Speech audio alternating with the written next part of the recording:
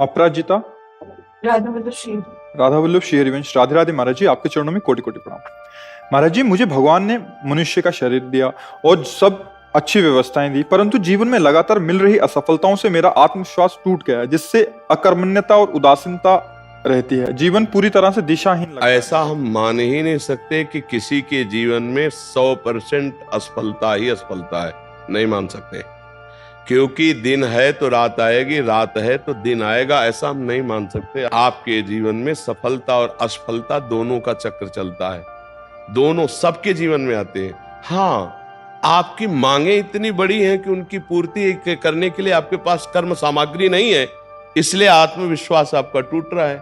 अब आप हीरा का हार पहनना चाहो, जेब में 100 रुपया है और आप फिर भगवान को कोसो और अपने को कोसो, तो अगर 100 रुपया है तो आप 100 रुपये की ही कामना कीजिए, 100 रुपये की वस्तु की तो आपको परेशानी नहीं होगी। ऐसे ही आपका प्रारब्ध कर्म आया है, अब आप उसके अनुसार चलेंगे तो ठीक है, और उससे ज्यादा मांग करेंगे तो उसकी पूर्ति होगी नहीं। तो आप चाहे भगवान को कोसो चाहे अपने को कोसो, उससे कोई लाभ होने वाला है नहीं। इसीलिए विवेक की जरूरत है, ज्ञान की जरूरत है। क्या आप असफलता समझते हैं?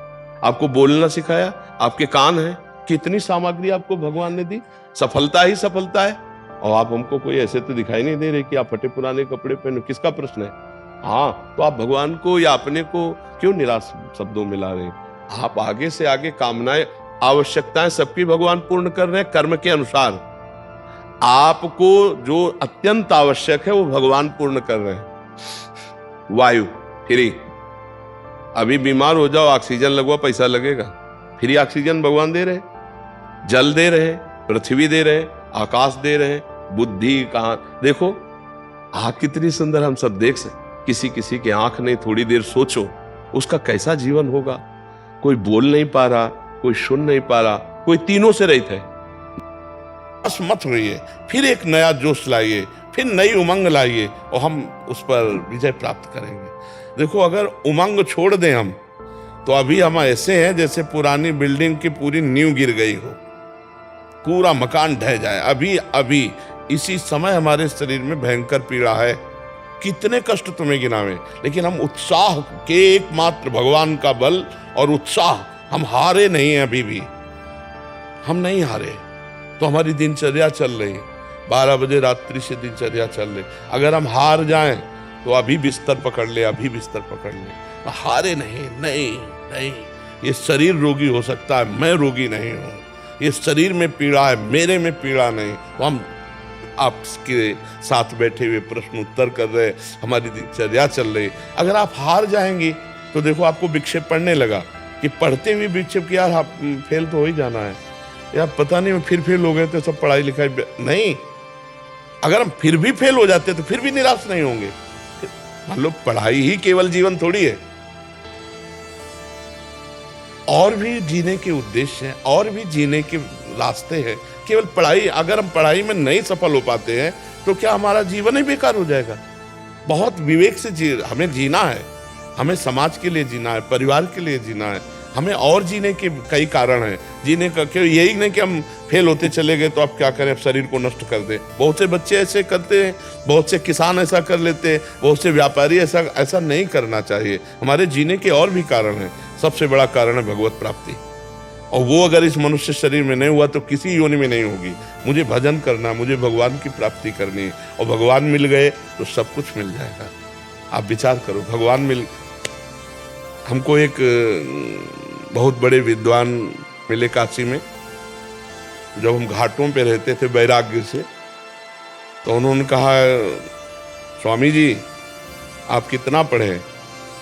उनका कक्षा 9 गांव के स्कूल पे। उनका जीवन बेकार है, कम से कम व्याकरण तो पढ़ लीजिए। संस्कृत का एक होता है व्याकरण, जिसमें शास्त्रीय शब्दों का ज्ञान होता है। उनका हमारी आस्था नहीं रही, हमारी आस्था भजन और तपस्या में है। तो उनका क्या ज्ञान प्राप्त हो जाएगा भजन और तपस्या से, बिना व्याकरण पढ़े? उनका मुझे तो ऐसा विश्वास है कि वेदों का अर्थ भी आ जाएगा अगर तपस्या और भजन हो, क्योंकि तपस्या से क्या नहीं हो सकता, भजन से क्या नहीं हो सकता। तो उस समय तो हमारा जीवन ऐसा था, कोई मतलब नहीं था कि ज्ञान और प्रवचन और प्रश्न उत्तर, कोई सवाल ही नहीं था उस समय। तो एक केवल लक्ष्य था भगवत प्राप्ति। लक्ष्य बना लिया तो आज आपका प्रश्न बाद में पूरा होगा, उत्तर पहले दिमाग हमारा तैयार कर लेता है। ये हमको बताते थोड़ी कि हम प्रश्न का क्या करने वाले हैं।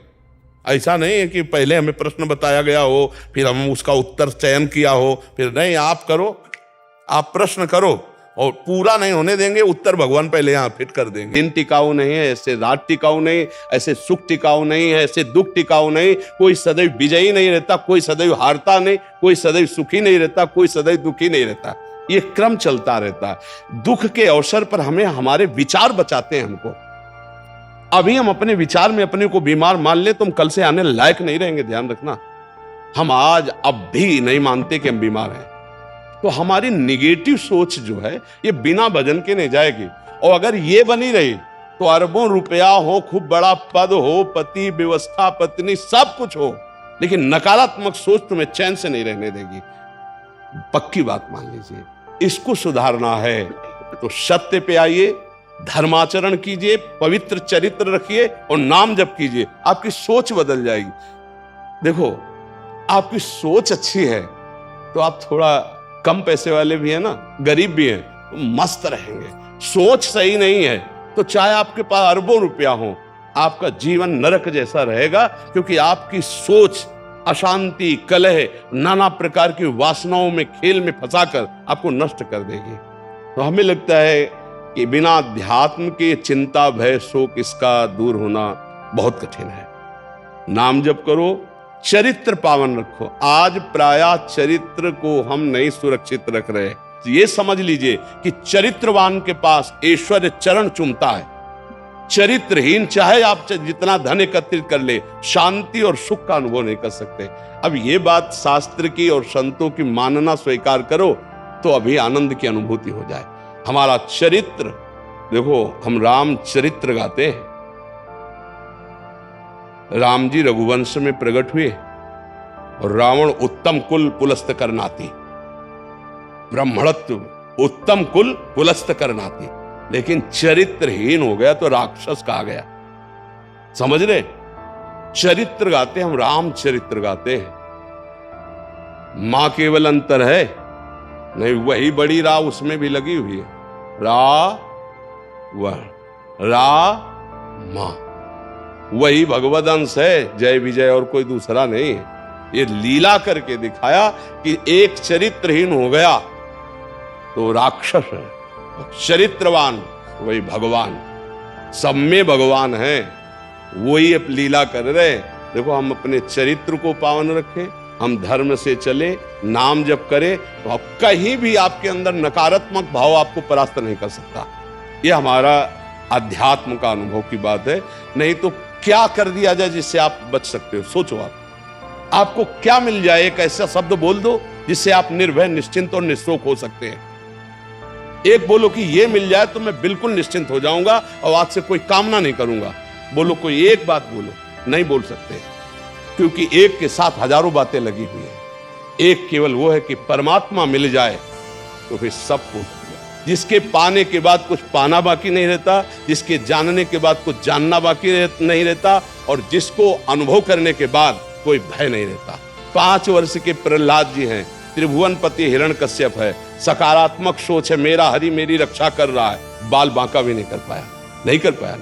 हाँ, अगर हमारी कभी पराजय होती तो उस समय भगवान इतना बल देते हैं, इतना सुख देते हैं कि वो पराजय क्षण में नष्ट हो जाती है, हमें शोक नहीं होता। देखो, बड़े बड़े भक्तों को पराजय का मुख देखना पड़ा।